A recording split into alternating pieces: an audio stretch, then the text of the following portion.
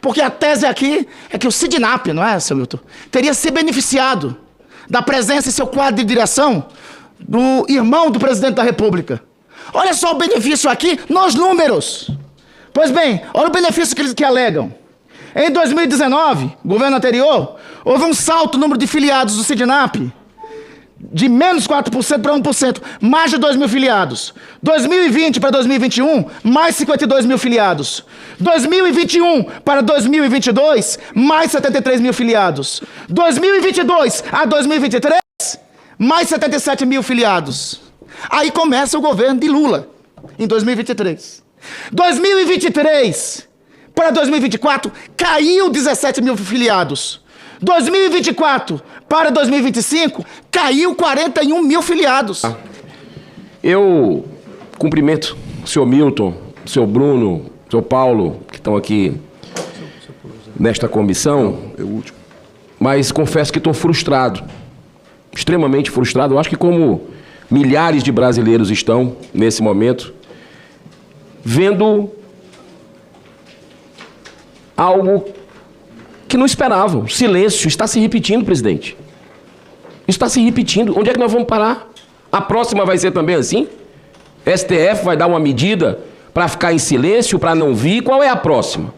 Ou será que era mais digno tomar uma medida, já que mandam e desmandam no Brasil, de acabar com a CPMI? Muitos aqui iam bater palma. Muitos iriam bater palma. Acabar com a CPMI numa decisão monocrática. Sabe por que muitos iam bater palma, presidente? Porque dizem que querem buscar os verdadeiros culpados, mas na hora de votar, hoje foi mais um dia, na hora de votar, quebra de sigilo, de gente poderosa, que recebeu 3 milhões de reais, não venha me dizer, ah, mas é advogado, como é que você sabe que foi de serviço? 3 milhões de reais? Um funcionário do Senado Federal? De uma empresa investigada? Aí você, essas histórias cabeludas, você tem o filho do ministro da Justiça do Brasil, filho de Lewandowski, que estava advogando por uma dessas empresas investigadas.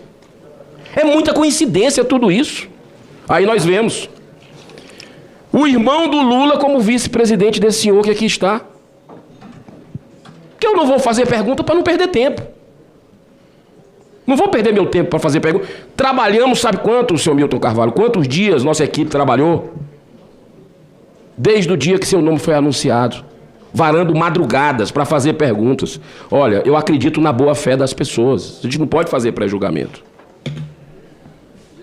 Mas, a partir do momento que o seu advogado disse aqui, com todo respeito, estava preparado para responder, mas chegou essa coisa hoje aqui, outra coincidência, essa operação no dia do depoimento. Por que não foi na semana passada, há um ano? Por que não foi há um mês atrás? Por que não é segunda-feira, é hoje? Estão brincando com a nossa cara? Porque ninguém é trouxa aqui. É o álibi perfeito. Me desculpa, eu não consigo acreditar. E olha que eu acredito na boa-fé das pessoas. Eu não consigo acreditar que o senhor ia falar alguma coisa hoje aqui. Me pareceu até um álibi perfeito. Não vou falar, estou abalado psicologicamente. O fato é que o vice-presidente, o diretor político, porque ele respondeu a um colega deputado agora há pouco, o único deputado que teve uma resposta dele, pelo que eu pude acompanhar, deputado da base do governo Lula, líder. Por que o senhor não respondeu a nenhum outro? Por que o senhor respondeu só a um do governo Lula? É outra coincidência. Será que é porque o senhor foi filiado ao PT? Será que é porque o senhor tem um histórico na esquerda? Nada contra, mas tem um histórico, tem lado nessa história. Filiado ao PDT, ao PCdoB. E o Frei Chico está lá. E está aqui o gráfico. Não adianta querer mostrar outros de desfiliação que houve, porque a desfiliação foi justamente a contestação. Porque começou a se contestar. Organismos mostrando de controle. E aí foi diminuindo filiados no governo Lula. Mas tem outra coincidência. A partir do momento que o Frei Chico entra em 2021, no Sindinap, e aí em 2023 tem aqui um acréscimo para 2022, sobe de 41 milhões para 80, mas o estouro vem quando o Lula assume. 2023 foi para 149 milhões, pula de 80 para 149. E depois vai mais para 152 milhões. É o Frei Chico agindo politicamente?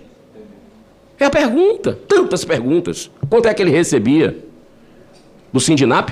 Esse dinheiro não é seu não, seu Milton. Esse dinheiro é dessas pessoas que estão angustiadas.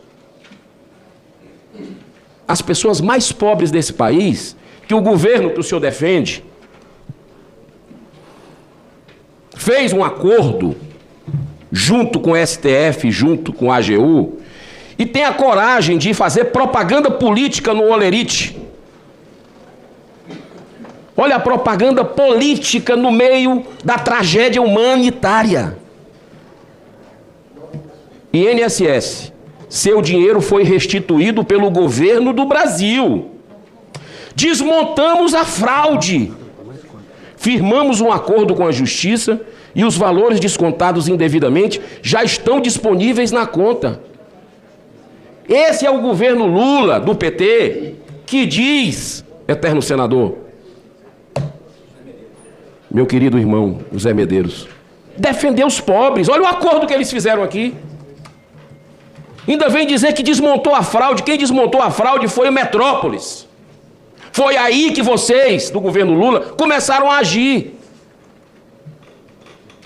1 ano e meio depois.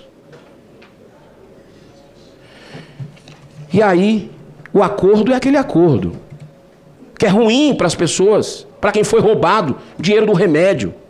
Órfãs, repito, deficientes, viúvas, pensionistas, velhinhos, aposentados, pessoas que, no momento que mais precisam de dignidade, tiveram o seu dinheiro tirado, na mão grande. E aí, olha só, presidente, tirar o direito delas receberem em dobro, porque está lá no Código de Defesa do Consumidor. Tirar o direito dos valores morais que essas pessoas têm direito. Esse é o governo que defende os pobres. As máscaras, elas estão caindo. Os senhores, senador Carlos Viana, deputado Alfredo Gaspar, estão fazendo um trabalho memorável para a história. É Davi contra Golias o que está acontecendo aqui. Porque é STF querendo sabotar, é a base do governo Lula que sequer assinou essa CPMI e veio ocupar aqui. E votou 3 vezes. Vamos ver semana que vem como é que vai ser de novo. Até onde vai a blindagem aos poderosos aqui? Porque já o sócio do careca do INSS, eles não deixaram a gente convocar. O sócio de um assessor de um senador aqui, também não deixaram trazer tudo com transação na Polícia Federal de recebimento, que a gente precisa ouvir. Até onde vai? Eu voto tudo, tá? Governo Bolsonaro, quem tiver que trazer aqui, eu voto. Não tenho compromisso com o erro, seja lá de quem for. Mas está muito claro, que o roubo escancarado, essa roubalheira covarde contra milhões de brasileiros, através de desvio de B de bola e de bilhões de reais, vai deixar Petrolão, Mensalão, quando a gente chegar no consignado. Aconteceu no governo Lula. Porque a tese aqui é que o Sindinap, não é, seu Milton, teria se beneficiado da presença em seu quadro de direção do irmão do presidente da República. Olha só o benefício aqui nos números. Pois bem, olha o benefício que alegam. Em 2019, governo anterior, houve um salto no número de filiados do Sindinap de menos 4% para 1%, mais de 2 mil filiados. 2020 para 2021, mais 52 mil filiados. 2021 para 2022, mais 73 mil filiados. 2022 a 2023, mais 77 mil filiados. Aí começa o governo de Lula, em 2023. 2023 para 2024, caiu 17 mil filiados. 2024 para 2025, caiu 41 mil filiados. Que danado de benefício é esse? Que quando o irmão do cara que é alegado aqui assume a presidência da República, o número de associados reduz. É uma história que não cabe em si. Só cabe uma coisa: tentar trazer para cá aqueles que investigaram. Hoje teve a operação da Polícia Federal, coordenada pela Controladoria Geral da União. Aquele Controlador Geral da União que esteve aqui na frente e que muitos aqui tentaram criminalizar. E que respondeu à altura, sobretudo quem se omitiu das fraudes do INSS. Entre outros, o Ministério da Justiça do governo passado e o titular da pasta. Quem coordenou a ação de hoje foi a CGU junto com a Polícia Federal. O CGU que esteve aqui na semana passada, que respondeu todas as perguntas. O CGU que desmontou e desbaratou a fraude e o esquema de corrupção que tinha no INSS. Porque a Polícia Federal e a CGU desse governo são, de fato, órgãos autônomos. Não tem nesse governo presidente da República dizendo para ministro da Justiça que vai demiti-lo do cargo se filho do presidente da República ou irmão do presidente da República estiver sendo investigado. Nesse governo não tem. Não tem nesse governo ministro da Justiça que se demita, dizendo que teve obstrução às suas investigações e à condução das investigações. Não tem nesse governo presidente da República para demitir superintendente da Polícia Federal, como foi feito no passado com a superintendência da Polícia Federal no Rio de Janeiro. Nesse governo não tem. Porque esse governo investigou, responsabiliza culpados e ressasse. Não fica esperando, com a boca escancarada, cheia de dentes, esperando a morte chegar, como diz a poesia de Raul Seixas, que os aposentados não sejam ressarcidos como foi no passado. Tem mais de 3,5 milhões de aposentados que vão ser ressarcidos pelo governo. 2,7 milhões já aderiram. Tem sido essa a postura e o encaminhamento deste governo, e é esta a diferença. Nós queremos ir a fundo sem tergiversação. Me parece, e falo isso para concluir, senhor presidente e senhor relator, que às vezes eu fico pensando aqui, meu caríssimo companheiro Paulo Pimenta, que quer desviar o foco das investigações. Quer caminhar para...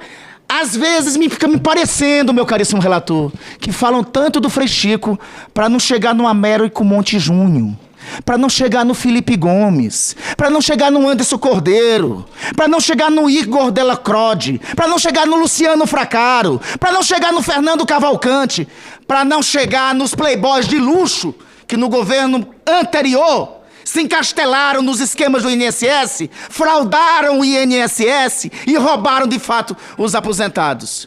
Concluo dizendo, presidente, reitero o que tenho dito em todas as sessões do CPMI.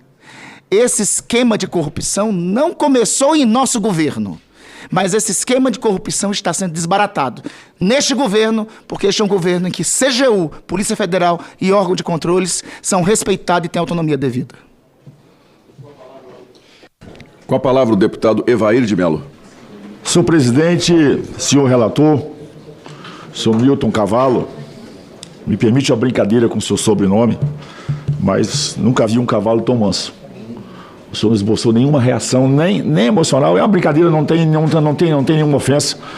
A frieza que o senhor está ouvindo o interrogatório, naturalmente, escandaliza cada vez mais o rolo que o senhor meteu nele. O senhor deu muita sorte, o senhor deu muito azar com a morte do Feio. Eu nunca vi uma morte do Feio fazer tão mal para a pessoa. O senhor entrou num buraco sem fundo. Mas hoje, já que o senhor não vai responder, senhor presidente, eu vou seguir um outro roteiro, até para deixar registrado para os brasileiros mais humildes que nos escutam, do enquadramento e da responsabilidade que nós estamos aqui hoje. Ocupar essa CPI, eu falo isso para os brasileiros, principalmente para os capixabas lá do meu querido Espírito Santo, para tratar de um tema que fere de morte os princípios mais basilares da nossa Constituição Federal.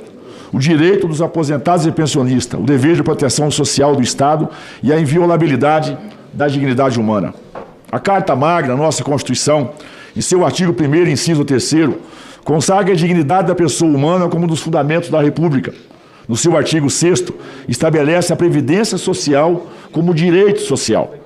O artigo 9.4 impõe à Seguridade Social os princípios da universalidade da cobertura, da irredutibilidade dos benefícios e da solidariedade. Ora, se a Constituição protege de forma tão clara os aposentados, como admitir que entidades sindicais e associativas, a exemplo da CONTAG, do CONAFER, do Sindinap, se associem a práticas espúrias que configuram um verdadeiro confisco indevido dos benefícios previdenciários? Isso não é apenas, senhor presidente, senhor relator, uma imoralidade. Isso é uma violação constitucional gravíssima que atinge os pilares do nosso Estado Democrático de Direito, caro doutor Bruno. Eu sempre digo, vai ver no Brasil. O esquema montado com a participação de tais entidades, envolvendo ainda nomes como o do irmão do presidente da República, o tal do Frei Chico, que deve ser frei e pregador na sinagoga do Satanás, que está lá em Apocalipse 2:3. E quem defende o Frei Chico aqui, talvez não saiba, não tenha estudado o que é tráfico de influência. A importância que tem um nome desse nas relações institucionais. Volto a dizer, Frei Chico, pregador da sinagoga do Satanás, dos falsos profetas lá do Apocalipse. Na esfera penal, trata-se da apropriação indébita, estelionato e associação criminosa prevista nos artigos 68, 71 e 288 do Código Penal. Na esfera administrativa, senhor Milton, a violação ao princípio da moralidade, artigo 37 da nossa Constituição, que vincula inclusive entidades privadas que atuam em regime de colaboração ou representação de interesses coletivos.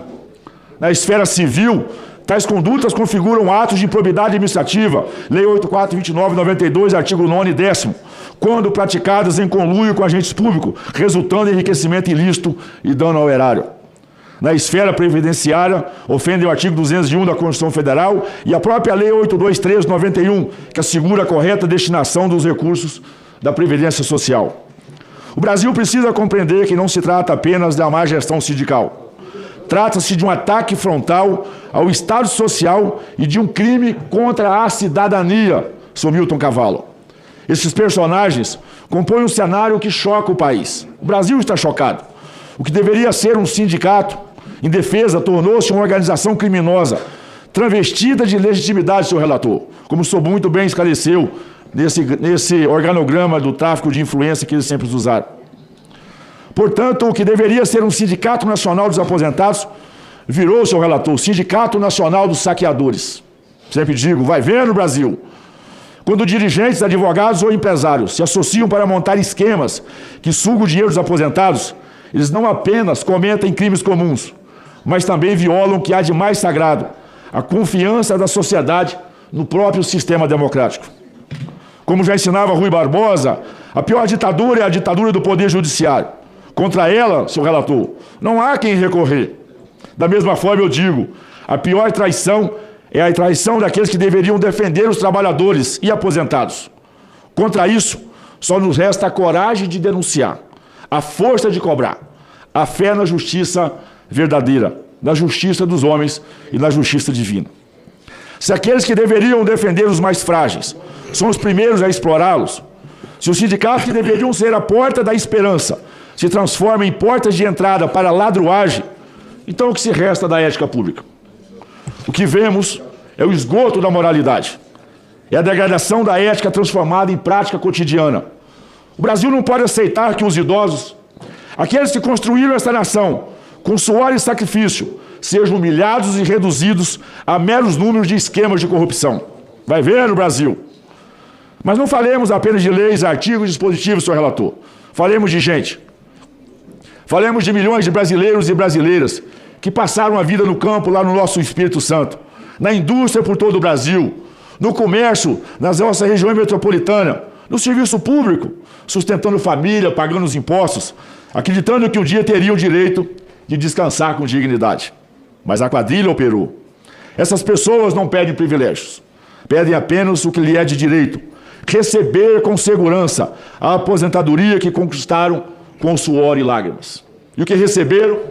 Receberam um golpe dos sindicatos, o confisco das associações, a mão invisível da corrupção enfiada no bolso de cada aposentado. E é isso que chamam de política sindical? É isso que chamam de defesa dos trabalhadores? Eu chamo isso de covardia, de roubo, de esgoto moral, senhor Milton. Não aceitaremos narrativas de vitimização. Não aceitaremos desculpas esfarrapadas. Não aceitaremos manobras jurídicas. O que exigimos é simples: verdade, justiça e punição exemplar. O Brasil não aguenta mais escândalos que terminam em pizza. Já não aguenta mais ver os poderosos escaparem enquanto o povo sofre. Vai vendo, Brasil. Meus amigos e minhas amigas aposentados de todo o Brasil, sempre digo em especial do nosso Espírito Santo: não se calem, nós precisamos da manifestação de vocês. Não aceitem que transformem a sua melhor idade em moeda de troca. Não aceitem que os corruptos bebam o sangue do seu trabalho. Hoje, eu digo em alto e bom som: o roubo dos aposentados será lembrado como uma das maiores vergonhas da República, senhor relator. Mas também será lembrado como um momento em que o povo se levantou, em que a indignação virou força e que a justiça venceu a covardia. Aos que tramaram contra os idosos, deixo um recado: vocês não escaparão. A lei os alcançará, a história os julgará e o povo os condenará pela eternidade. E aos aposentados, deixo uma promessa, com certeza corroborada aqui pelo nosso presidente, pelo nosso relator: nós não vamos descansar enquanto cada centavo não for devolvido, enquanto cada responsável não for punido, enquanto a dignidade não for restaurada. Porque tocar nos aposentados, senhor Milton, é tocar na alma do brasileiro, que levanta cedo, trabalha e produz, de um povo honrado de valores, um povo cristão, um povo de família. E a alma do Brasil não se vende, não se corrompe e não se entrega.